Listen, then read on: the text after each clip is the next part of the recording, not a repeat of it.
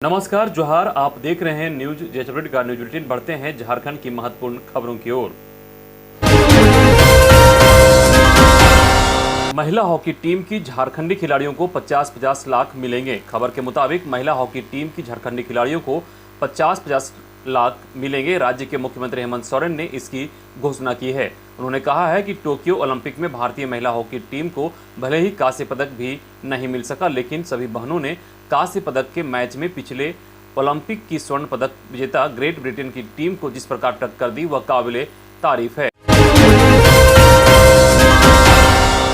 अगली खबर, जेएसएससी की परीक्षा में हिंदी, अंगिका, मैथिली, मगही, भोजपुरी को शामिल नहीं करने से युवाओं में निराशा। विधायक दीपिका ने सीएम को लिखा पत्र। झारखंड कर्मचारी चयन आयोग के परीक्षा में क्षेत्रीय भाषा को शामिल करने को लेकर कांग्रेस विधायक दीपिका पांडे ने मुख्यमंत्री हेमंत सोरेन को पत्र लिखा है।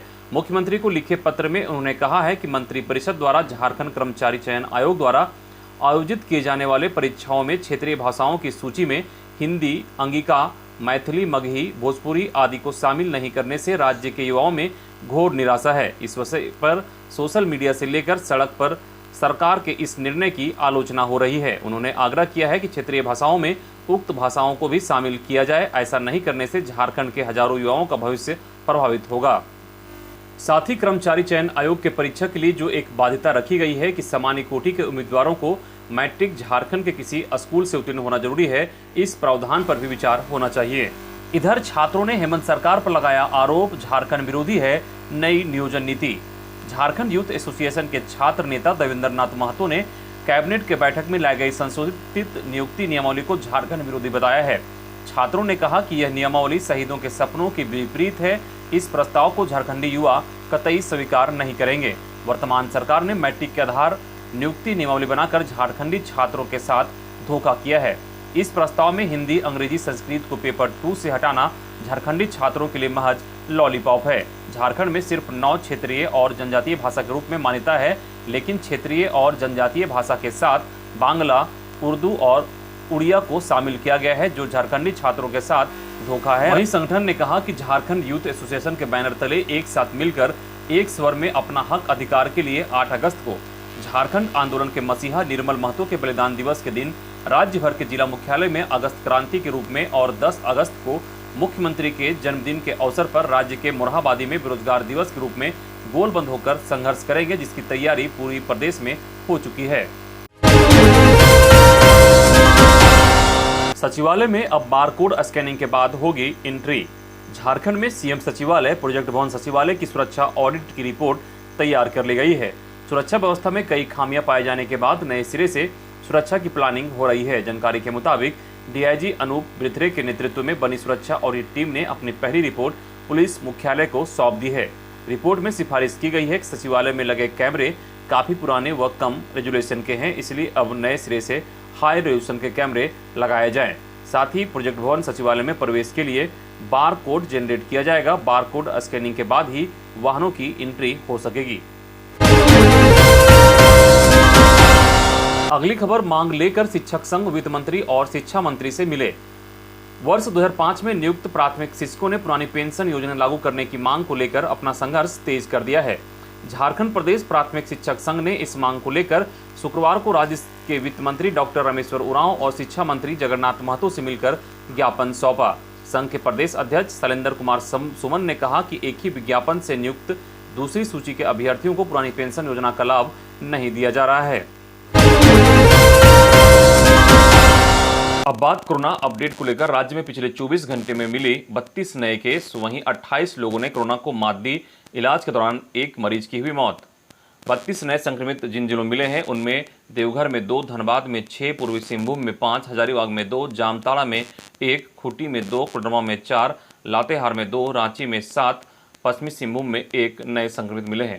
वहीं 28 मरीज स्वस्थ होकर घर लौटे हैं, जिनमें बोकारो से 5, धनबाद से 3, दुमका से 2, पूर्वी सिंहभूम से 3, गिरिडीह से 1, खूंटी से 1, कोडरमा से 2, लातेहार से 1, लोहरदगा से 1, रामगढ़ से 1, रांची से 5, साहेबगंज से 3 मरीज स्वस्थ होकर घर लौटे हैं। वहीं पिछले 24 घंटे में इलाज के दौरान बोकारो में एक मरीज की मौत हुई है। राज्य में कुल एक्टिव केस की संख्या अब 223 रह गई है। बोकारो में 12, चतरा में 5, देवघर में 11, धनबाद में 16, दुमका में 3, पूर्वी सिंहभूम में 13, गढ़वा में 5, गिरिडीह में 3, गोड्डा में 3, गुमला में 5, हजारीबाग में 2, जामताड़ा में 3, खुट्टी में 3, कोडरमा में 23, लातेहार में 5, लोहरदगा में 8, पाकुड़ में 4, पलामू में 2, रामगढ़ में 12, रांची में 55, साहेबगंज में 17, सरायकेला में 5, सिमडेगा में 4 और पश्चिमी सिंहभूम में 4 सक्रिय मामले रह गए हैं। झारखंड में फिर बारिश होने के संकेत मिले हैं, इसे लेकर अलर्ट जारी किया गया है। राज्य में अगले 4 से 5 दिनों के दौरान तापमान में कोई बड़े बदलाव की संभावना नहीं है। यह जानकारी रांची एयरपोर्ट स्थित मौसम केंद्र के वैज्ञानिकों ने 6 अगस्त को दी है। मौसम केंद्र के मुताबिक 10 अगस्त को राज्य के उत्तरी और मध्य भागों में कहीं कहीं भारी बारिश हो सकती है। इसका असर पलामू, गढ़वा, चतरा, कोडरमा, देवघर, धनबाद, दुमका, गिरिडीह, रांची, बोकारो, गुमला, हजारीबाग, रांची, रामगढ़ जिलों में देखने को मिलेगा। वहीं केंद्र के मुताबिक 7 से 9 अगस्त तक राज्य में कई स्थानों पर हल्की से मध्यम दर्जे की बारिश होने की संभावना है। कुछ जगहों पर गर्जन के साथ वज्रपात भी हो सकता है। इधर गोड्डा में वज्रपात से 5 की मौत, 5 महिलाएं घायल। झारखंड के गोड्डा जिले में अलग अलग गांवों में शुक्रवार को वज्रपात से 5 लोगों की मौत हो गई, जबकि 5 लोग घायल हो गए। जानकारी के मुताबिक सभी लोग खेत में काम कर रहे थे, तभी यह घटना घटी। इधर ओबीसी मोर्चा का शपथ ग्रहण कार्यक्रम आज। जातीय आधारित जनगणना की मांग को लेकर राष्ट्रीय ओबीसी मोर्चा शनिवार से जनजागरण अभियान शुरू करेगा। शपथ ग्रहण कार्यक्रम से इसकी शुरुआत होगी।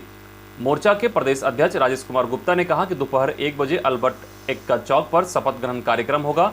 इसमें सीमित संख्या में सदस्यों की मौजूदगी होगी। उन्होंने कहा कि शपथ ग्रहण के साथ 14 अगस्त तक मंडल सप्ताह मनाया जाएगा, जिसमें ओबीसी को उनके हक व अधिकार के बारे में जागरूक किया जाएगा। इधर झारखंड के स्वास्थ्य मंत्री धनबाद में कर रहे थे बैठक। इंटर में फेल विद्यार्थियों के हंगामे पर लाठीचार्ज, कई छात्राओं को भी पीटा गया। खबर धनबाद से है, जहां झारखंड इंटरमीडिएट की परीक्षा में फेल विद्यार्थियों ने आज शुक्रवार को डीसी कार्यालय में जमकर हंगामा किया। इस दौरान स्वास्थ्य मंत्री बन्ना गुप्ता भी वहां मौजूद थे। मंत्री की बैठक में वे जबरन घुसने का प्रयास कर रहे थे, तभी लाठीचार्ज किया गया। इसमें कई छात्राओं के साथ कई विद्यार्थी भी घायल हो गए। इधर छात्राओं पर लाठीचार्ज मामले में स्वास्थ्य मंत्री बन्ना गुप्ता ने दिए जांच के आदेश, कहा लाठीचार्ज करना गलत। जानकारी के मुताबिक 12वीं के रिजल्ट को लेकर समाहरणालय में प्रदर्शन कर रहे छात्राओं पर लाठीचार्ज के मामले में स्वास्थ्य मंत्री बन्ना गुप्ता ने जांच के आदेश दे दिया है। बता दें कि प्रदर्शन कर रही छात्राओं पर धनबाद एसडीएम सुरेंद्र कुमार के नेतृत्व में जमकर लाठियां भांजी गई, जिसमें लगभग 1 दर्जन छात्र छात्राएं घायल हो गई। कई छात्राओं को गंभीर चोटें भी आई हैं, जिन्हें अस्पताल में भर्ती कराया गया है। कुछ छात्रों को हिरासत में भी लिया गया है। अगली खबर, प्रधानमंत्री आवास योजना के तहत बनाए गए घर को तोड़ने के निगम के आदेश पर हाईकोर्ट ने लगाई रोक।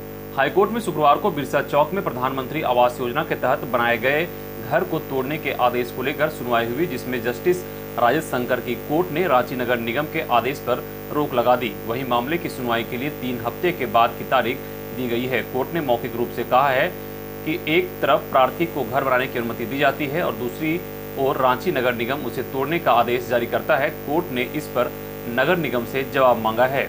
इधर राशन कार्ड बनाने के नाम पर अवैध वसूली कर रहे 3 युवकों को ग्रामीणों ने पकड़ा।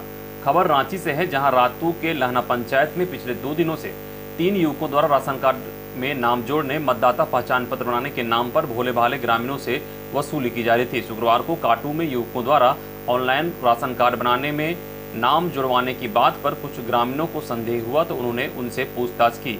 युवकों ने अपने आप को किसी एनजीओ से जुड़े होने की बात कही। ग्रामीणों ने इसकी सूचना गांव के मुखिया और रातू पुलिस को दी। सूचना मिलते ही पहुंची रातू पुलिस ने तीनों युवकों को हिरासत में लेकर पूछताछ की।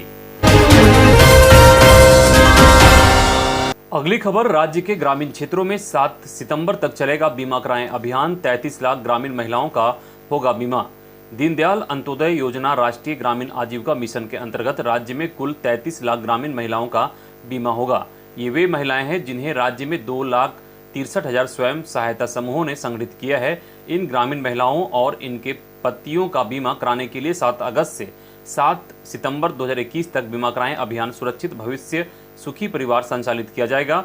ग्रामीण विकास सचिव डॉक्टर मनीष रंजन ने सभी उपायुक्तों व उप विकास आयुक्तों को इस बाबत निर्देश जारी किया है।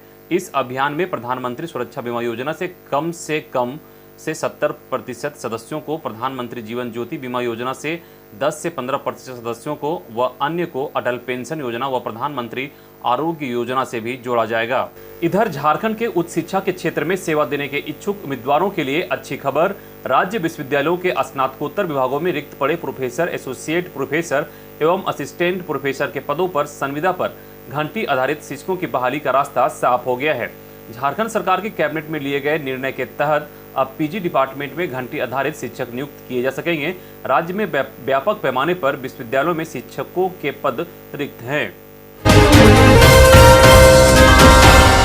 अगली खबर, पारा शिक्षकों को हेमंत सरकार का बुलावा, वार्ता को लेकर जारी किया गया निर्देश। खबर के मुताबिक लंबे समय से स्थायीकरण व वेतनमान की मांग को लेकर आंदोलन कर रहे राज्य के 65,000 पारा शिक्षकों के मामले में दिनांक 7/8/2021 को पूर्वाह्न 10:30 बजे एक बैठक माननीय मंत्री स्कूली शिक्षा एवं साक्षरता विभाग झारखंड के आवास में आयोजित की गई है। इस बैठक में एकीकृत पारा शिक्षक संघर्ष मोर्चा के 3 प्रतिनिधि और झारखंड राज्य प्रशिक्षित पारा शिक्षक संघ राज्य इकाई रांची के 3 प्रतिनिधि को भाग लेने की स्वीकृति दी गई है। वैश्विक महामारी को देखते हुए सामाजिक सुरक्षा के तहत बैठक में वैसे प्रतिनिधि ही भाग ले सकेंगे जिनका कोविड-19 वैक्सीनेशन के दोनों डोज पूर्ण हैं। अगली खबर, लंबे समय बाद खुले स्कूल, हजारीबाग में छात्रों ने कोरोना से बचाव के लिए बनाई पेंटिंग। खबर के मुताबिक कोरोना संक्रमण के कारण बंद झारखंड के स्कूलों को हेमंत सरकार ने अब खोलने की अनुमति दे दी है। अभी 9वीं से 12वीं तक के छात्रों के लिए स्कूल खोला गया है। शुक्रवार को हजारीबाग में लंबे समय बाद सरकारी और गैर सरकारी स्कूल खोला गया। सुबह 8 बजे कक्षा शुरू हुई। दिन के 12 बजे विद्यार्थियों को छुट्टी दिया गया। 7 घंटे की पढ़ाई हुई। पहले दिन विद्यार्थियों की संख्या कम रही। कोरोना संक्रमण के लंबे समय बाद स्कूल खुलने पर स्कूल आने से पहले विद्यार्थियों को अपने अभिभावकों से सहमति पत्र लेकर आना था। इधर शिक्षकों को मिलेगी प्रोन्नति, 1 सप्ताह में मांगा गया प्रस्ताव।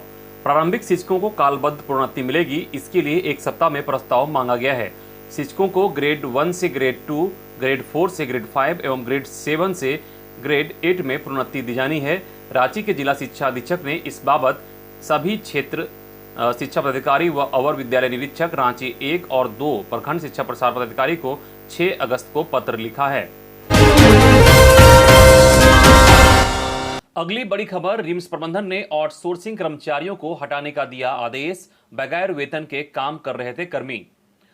जानकारी के मुताबिक कोरोना के बढ़ते मामले के दौरान एनएचएम के सौजन्य से मैन पावर सप्लाई के लिए बहाली का विज्ञापन निकाला गया था। बहाली का जिम्मा टी&एम सर्विसेज कंसल्टिंग लिमिटेड को दिया गया था। कंपनी ने 756 कर्मियों की बहाली की। उनसे कोरोना काल में भी काम भी करवाया, लेकिन अभी तक वेतन का भुगतान नहीं किया गया। जबकि अब रिम्स प्रबंधन ने सभी की सेवा समाप्त करने का आदेश जारी कर दिया है। रिम्स चिकित्सा अधीक्षक ने आदेश जारी करते हुए सभी विभागाध्यक्ष, unit incharge, nursing school college की प्राचार्य मृतका को निर्देश दिया है कि टी&एम एजेंसी द्वारा कार्य पर लगाए गए कर्मचारियों से उनके रिम्स में योगदान देने की तिथि से 10 अगस्त तक ही सेवा ली जाए। यदि इस अवधि के बाद कर्मियों से काम लिया जाता है तो उसकी जिम्मेदारी संबंधित विभागाध्यक्ष और यूनिट इंचार्ज की होगी। अगली खबर, डीएसी का आदेश नहीं मानने पर आरएमएस हाई स्कूल के अभिभावक फिर हुए गोलबंद। खबर जमशेदपुर से है, जहां आरएमएस हाई स्कूल खुटराडी सोनारी जिला शिक्षा अधीक्षक का आदेश नहीं मान रहा है। अपने पुराने आदेश एवं स्कूल की ओर से बनाई गई फीस कमेटी के अनुशंसाओं के अनुसार ही स्कूल अभिभावकों से फीस जमा करने की दबाव बना रहा है। इसके खिलाफ शुक्रवार को जमशेदपुर अभिभावक संघ ने जिला शिक्षा अधीक्षक कार्यालय पर जोरदार प्रदर्शन किया एवं स्कूल की मनमानी के खिलाफ लिखित शिकायत की। अभिभावक संघ के अध्यक्ष उमेश कुमार ने बताया कि झारखंड शिक्षा न्यायाधिकरण संशोधन अधिनियम 2017 की अवमानना कर आरएमएस हाई स्कूल सोनारी की ओर से स्कूल फीस समिति का गठन किया गया है, जिसकी आड़ में स्कूल ने 30% तक ट्यूशन फीस में बढ़ोतरी कर दी है। इधर महंगाई के खिलाफ आरजेडी का धरना, कहा 6 दिन का वादा कर बीजेपी ने जनता को ठगा। देश में अप्रत्याशित महंगाई और पेट्रोल डीजल की बढ़ती कीमतों के खिलाफ राजद ने धरना दिया। झारखंड प्रदेश राजद की ओर से मोरहाबादी मैदान में बापू वाटिका के सामने 1 दिवसीय धरना दिया गया। कार्यक्रम में राज्य के सभी जिलों के राजद कार्यकर्ताओं ने हिस्सा लिया। धरना को संबोधित करते हुए राजद झारखंड के प्रभारी और पूर्व केंद्रीय मंत्री जयप्रकाश नारायण यादव ने केंद्र सरकार पर जमकर निशाना साधा। इधर पलामू बरवाडीह रेलखंड में 2 और पैसेंजर ट्रेनों को चलाने को मिली मंजूरी। 11 अगस्त से चलेगी बरवाडीह डेहरी पैसेंजर। यात्रियों की सुविधा के लिए पूर्व मध्य रेल द्वारा पैसेंजर स्पेशल ट्रेनों की पूर्ण बहाली के क्रम में दिनांक 10 अगस्त 2021 से अगली सूचना तक बरवाडीह से नेताजी सुभाष चंद्र बोस, गोमो एवं डेहरी ऑन सोन के मध्य पैसेंजर स्पेशल ट्रेन का परिचालन प्रारंभ किया जा रहा है।